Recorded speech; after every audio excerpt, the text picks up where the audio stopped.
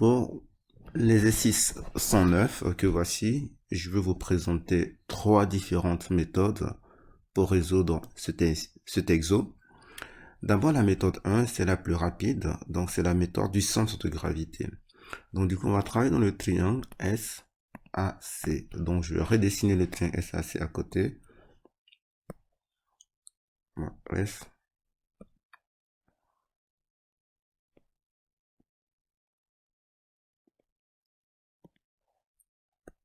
SAC. Ensuite, on sait que U, c'est le milieu de l'arête SA. Donc, I est le milieu de SA. Donc, on a le point I qui est ici, qui est le milieu de SA. On va coder la chédule.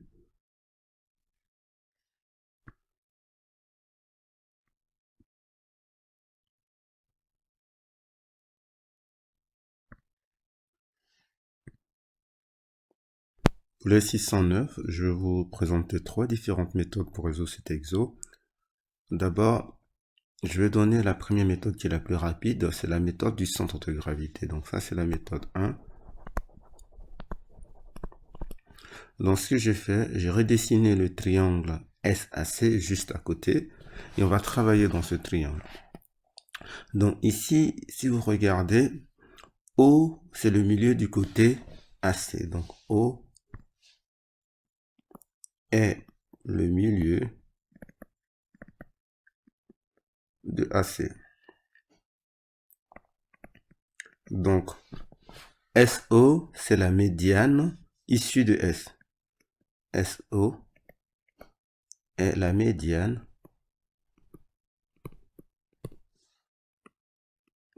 issue de S.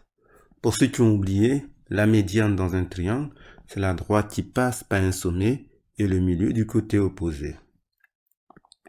Et si cette médiane, on a le point G qui est situé à 2/3 du sommet.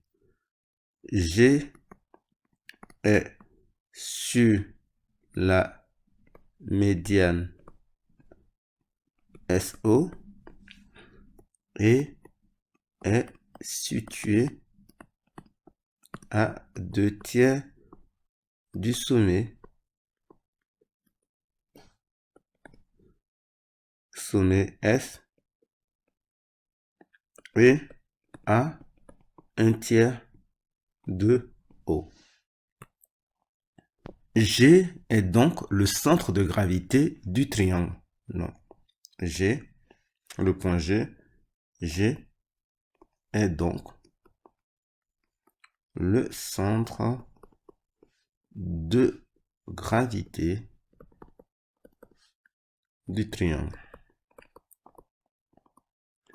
Donc, tout point qui est situé sur une médiane à 2/3 du sommet et à 1/3 du milieu du côté opposé, ce point-là, c'est le centre de gravité. Or, le centre de gravité, c'est l'intersection des trois médianes dans un triangle.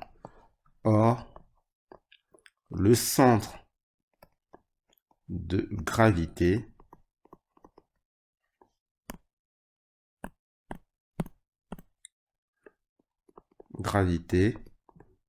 est l'intersection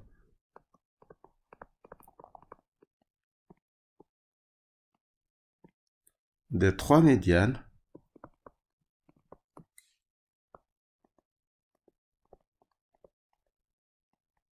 dans un triangle.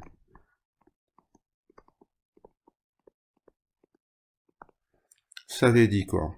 Ça veut dire que si dans le triangle SAC, on trace la médiane issue de C, cette médiane aussi va passer par G, puisque les trois médianes se coupent en G. Donc, la médiane issue de C, du sommet C, donc ici cette médiane, elle va passer par C et le côté du milieu opposé, c'est-à-dire I. Donc la médiane issue de C, c'est-à-dire CI, passe par G. Et donc, I, G et C sont alignés. Maintenant, je vais vous présenter la méthode 2. Donc, la méthode 2, qui est ici de trouver une base dans laquelle on va travailler. Mais c'est vrai que dans ce cas, la figure est en 3 dimensions. Mais si on regarde les points C, G, I, on se rend compte que ces 3 points-là sont dans un plan, le plan SAC. Donc, ce qu'on va faire, on va utiliser une base de ce plan. Je rappelle qu'une base dans un plan est formée de 2 vecteurs qui ne sont pas collinéaires. Ici, on peut donc travailler dans la base SASC. Donc, SASC. Donc, ce qu'on va faire, on va prendre les vecteurs, on va essayer de montrer que les vecteurs CI et CG sont collinéaires. Donc, montrons que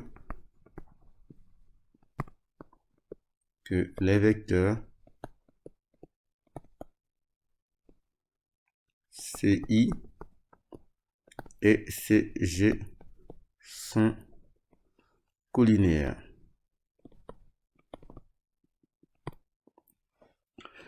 Donc, on va exprimer chacun de ces 2 vecteurs dans notre base. On va commencer par le plus simple, CI. Donc, CI, je peux le faire comme étant CS. Donc, j'utilise CS parce que vous voyez que SC, c'est un vecteur de la base. Et en utilisant la relation de chasse plus SI. Ici, SI, vous voyez bien que c'est un demi de SA.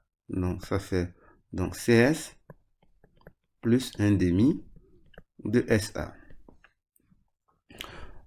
Là, je vais écrire dans l'ordre de la base, donc c'est-à-dire SA d'abord. Donc, ça fait un demi de SA plus CS. Et comme moi, je veux du SC, donc je mets moins SC. Donc, voici le vecteur CI exprimé dans la base SC, pardon. On va faire de même pour le vecteur CG. Donc, CG. Donc, pareil, je vais faire CS. Donc, pourquoi CS? Parce que CS, j'ai besoin de ça. C'est SC est un vecteur de la base. Donc, plus SG. SG, je n'en ai pas besoin. Mais par contre, je sais que SG, c'est 2 tiers de SO. Donc, ça fait CS plus 2 tiers de SO. Il faut maintenant que je puisse exprimer SO en fonction de SA et SC. Donc, c'est là où c'est intéressant de se rappeler la règle du parallélogramme. Donc, si vous prenez le triangle SAC,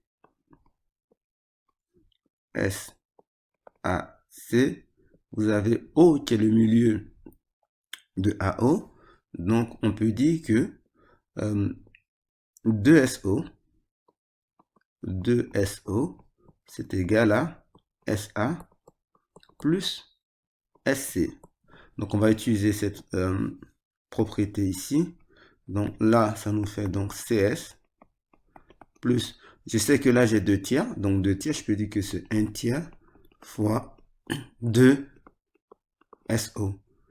Ce qui donne CS plus 1 tiers de SA plus SC. Donc, ça me donne finalement CS plus 1 tiers de SA plus 1 tiers de SC. Donc, on va regrouper les vecteurs qui contiennent C et S. Donc, ça nous fait égal à 1 tiers de SA. La CS, ça fait moins SC plus 1 tiers de SC, ce qui fait 1 tiers de SA moins 2 tiers de SC. Maintenant, on va comparer les coefficients des 2 vecteurs. Donc, je vais écrire les 2 vecteurs côte à côte. Donc, on a CI qui est égal à 1 demi de SA moins SC. Vous avez Maintenant, CG, tu lui égales à 1 tiers de SA moins 2 tiers de SC. Là, pour trouver le coefficient, vous pouvez faire simplement, vous prenez le coefficient de SA ici et vous divisez par celui d'ici. Donc, si vous faites 1 tiers divisé par 1 demi, ça nous fait 1 tiers fois 2, donc 2 sur 1, ce qui fait 2 tiers. Pareil, si vous prenez le coefficient de SC ici, vous divisez par là, vous avez moins 2 tiers divisé par moins 1, ce qui fait 2 tiers. Donc, c'est-à-dire que si nous multiplions CI par 2 tiers, nous obtenons CG. Donc, CG égale à 2 tiers fois CI. Et donc, les deux vecteurs sont collinéaires et donc les points sont alignés. Donc, CI collinéaire à CG. Donc, C et G sont alignés.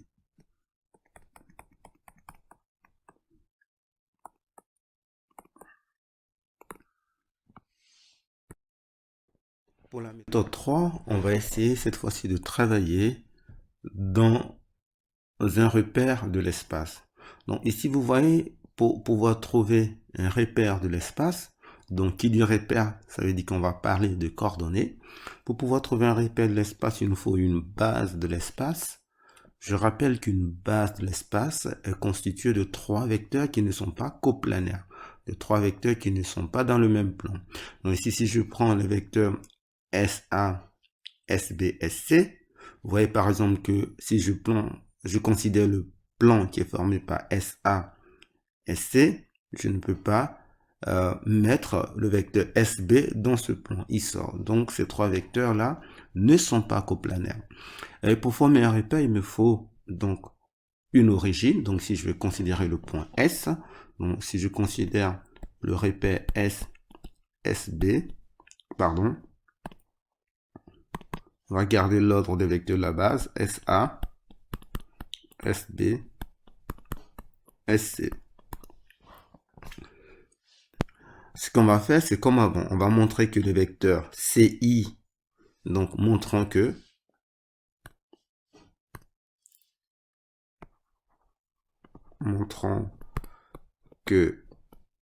CI et CG sont collinéaires.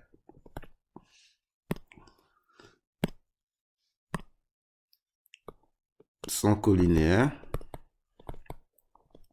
Et ici, on va utiliser les coordonnées. Donc, si on travaille dans le repère SSA, SBSG, pour trouver les coordonnées, par exemple, du point I, il faut déterminer les coordonnées de SI. Donc, S, c'est l'origine, donc SI. On voit bien que SI, c'est un demi de SA. Donc, si on veut écrire, donc, comme S, c'est l'origine, donc les coordonnées de SI, c'est exactement les coordonnées de I. Donc, I, il aura pour coordonnées, donc ici, c'est un point dont je place les coordonnées de façon horizontale. Donc, suivant SA, j'ai juste un demi. Et suivant les autres vecteurs SBSC, j'ai 0, 0, 0. Ensuite, je considère le point C. Le point C, je sais que ça fait 0, 0, 1. Donc, ça fait qu'on est 0, 0, 1. Maintenant, il me faut déterminer les coordonnées du point G. Et vous allez voir que cette méthode elle ressemble à peu près à la méthode 2. Donc, pour déterminer les coordonnées du point G, je vais calculer les coordonnées du vecteur SG. Je vais décomposer le vecteur SG dans la base. SA, SB, SC. Donc, pareil, SG, on a dit que c'était égal à 2 tiers de SO. Vous vous rappelez, là on a fait ça, c'est 1 tiers fois 2 SO. Et 2 SO, on a dit que c'était égal à SA plus SC. Donc, ce qui nous entraîne donc 1 tiers de SA plus 1 tiers de SC. On va donc maintenant écrire les coordonnées de G. Donc, je rappelle, hein, puisque S est l'origine, donc les coordonnées du vecteur G, c'est exactement les coordonnées du point G. Donc, suivant SA, on a 1 tiers. Suivant SB, c'est 0. Suivant SC, c'est 1 tiers. Maintenant, on va déterminer les coordonnées de chacun de nos vecteurs, puisqu'on a les coordonnées de I, les coordonnées de C, les coordonnées de G. Donc, maintenant, pour le vecteur CI, c'est un vecteur, donc je vais placer les coordonnées sous la forme verticale. Donc, CI, donc ça fait 1 demi, c'est le XI moins XC, donc 1 demi moins 0, donc ça nous fait 1 demi. 0 moins 0, 0, là ça nous fait moins 1. Les coordonnées de CG maintenant. CG, donc ça nous fait 1 tiers moins 0, ça fait 1 tiers. Ça nous fait 0 moins 0, ça fait 0. Et ça nous fait 1 tiers moins 1, ce qui nous fait moins 2 tiers. Ici, pareil, pour déterminer le coefficient, on peut faire, donc comme on l'a fait la dernière fois, on fait 1 tiers, donc on fait 1 tiers ici divisé par 1 demi, ce qui nous fait 2 tiers. Alors, pour 0, on ne peut rien faire. Après, on fait moins 2 tiers divisé par moins 1, ce qui nous fait également 2 tiers. Cela veut dire que si on multiplie CI par 2 tiers, on obtient le vecteur CG. Et encore une fois, on a prouvé que les vecteurs sont collinéaires et on obtient donc la méthode 3.